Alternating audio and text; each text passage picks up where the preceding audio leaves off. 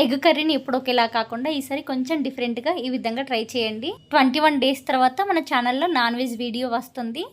Egg అనేది veg non veg అనేది comment చేయండి. నేనైతే ఖచ్చితంగా నాన్ వెజ్ అనే అనుకుంటున్నాను. ముందుగా మీకు కావాల్సిన ఎగ్స్ని ఉడకబెట్టుకొని ఒక మిక్సీ గిన్నెలో 4-5 పచ్చిమిర్చీలని, ఒక టమాటా, అలాగే కొత్తిమీరాకుని, అల్లం వెల్లుల్లిని వేసుకొని మిక్సీ పట్టుకొని పక్కన పెట్టుకోవాలి.